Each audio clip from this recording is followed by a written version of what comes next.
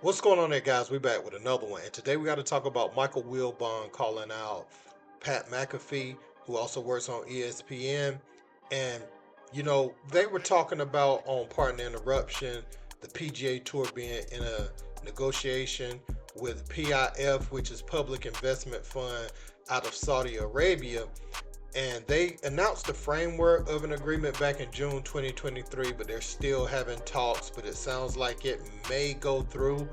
Um, and one of the things that they're talking about is some of LIV's golfers. A lot of the PGA guys, or a few of the PGA guys, went over to LIV, who is also a Saudi-based company, who were giving out massive contracts, to lure some of the golfers away. And one of the things that they had in their favor is they were giving out lucrative purses with no cut. They won't take no cut. So some of the players was leaving, going over there.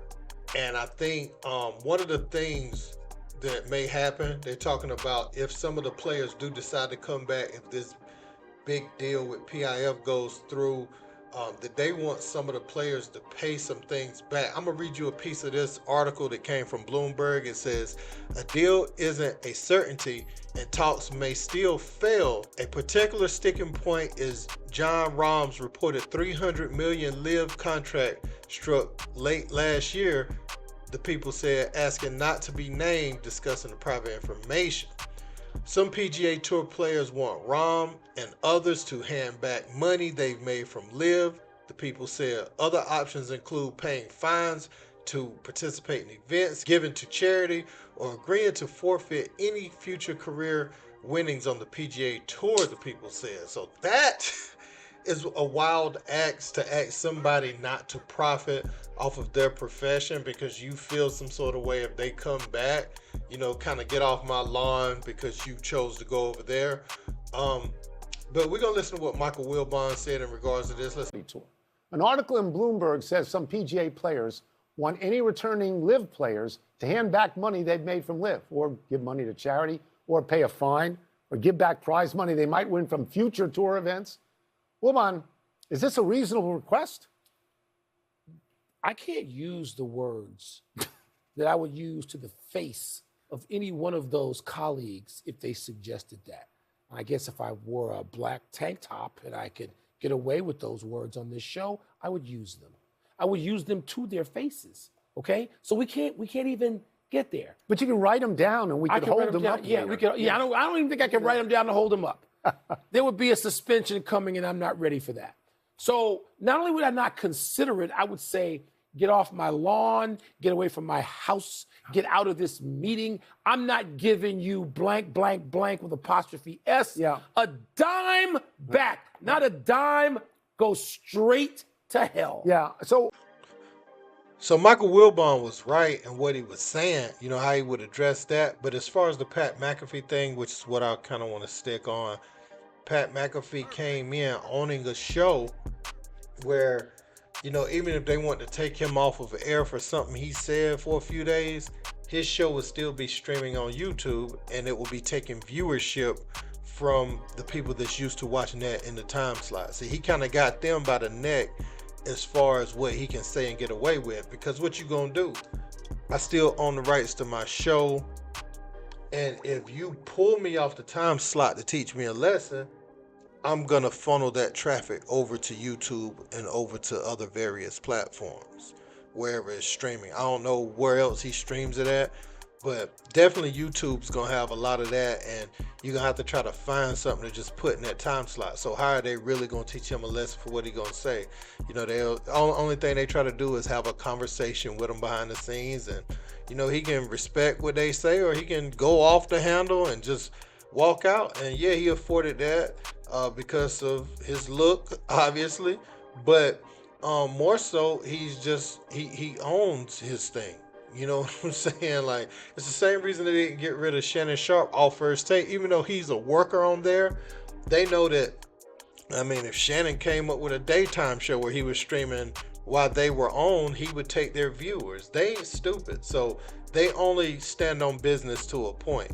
If you're going to take the viewers from them, they ain't gonna, man, they not gonna pose what you saying too much. You know, they gonna it'll have to be something drastic. I'll say that. Something where people would even stop watching on other platforms. And Michael Wilbon said he can't say that because he's worried about a suspension, and there lies the difference. Um, I get what he's saying. Michael Wilbon is actually one of the good guys in journalism. Helped so many people, even write books and different things. He's, you know, he and that show Partner Interruption has been on for so long. So he's one of the good guys. But that shot he took at Pat McAfee, I wonder if Pat's gonna actually respond to that. But I think he should probably just let it go. You know, Michael Wilbon just talking. You know, but people feel some sort of way about Pat McAfee and the way he strolls around there. But this is the way that the product was presented to even get the views. I wore a tank top to the show. This is the presentation that y'all paid for, because this is how I looked before you came in. You see what I'm saying? So he's not really changing anything coming over to the network. What you see is what you get, and it's a true testament to that. You know, and I think that's pretty much it. As far as the golfers wanting these guys to pay back any of their earnings, you must be out your rabbit mind. If you think so, if a guy made $300 million, I don't need to swing a golf ball again. So I'm coming into the negotiation, you know, with, if it work, it work. If it don't, it don't. But it's kind of gotta fit my narrative and my terms. Just because I made $300 million don't mean I ain't gonna take the other millions coming my way if I come back. I'm just gonna come back and pick up where I left off. Ain't gonna be no paying of no fines. Ain't gonna be no donate, no future, nothing. I ain't doing no extra charity that I wasn't gonna already do. I ain't doing nothing, you know, if I'm one of those golfers. So you can take that idea and shove it. Now I know Players Association gonna really be trying to push and blackball those guys. But all in all, I think people want to see the best golfers in the world golf against each other. So I ain't against that. But what are they supposed to do? Like when LIV came around, they was offering them bags with no cuts. How are you supposed to turn it down? I can financially secure my family with my talent, my craft. What am I supposed to do? Am I supposed to say, well, nah, you know, I'm just going to keep taking these little millions I was getting, you know, and do it for a long time? Or I can just get generational wealth right off the bat. And it's not selling your soul or nothing like that. It's just literally using my skill. I don't know what these guys think, man, but kudos to the ones that went to LIV, because I'm going to tell you this. This negotiation wouldn't even be going on if none of the players had left and went to LIV and LIV hadn't came in first. You wouldn't even have this happening right now. This wouldn't even be a possibility. You see what I'm saying? So everything happens for a reason. Anytime there's competition, people are forced to bend a little bit and have to comply and understand that, okay, there's a demand in other places and I'm not the sole authority in this arena. I might just have to bend a little bit and hear what my employees are saying. So I'm all for it.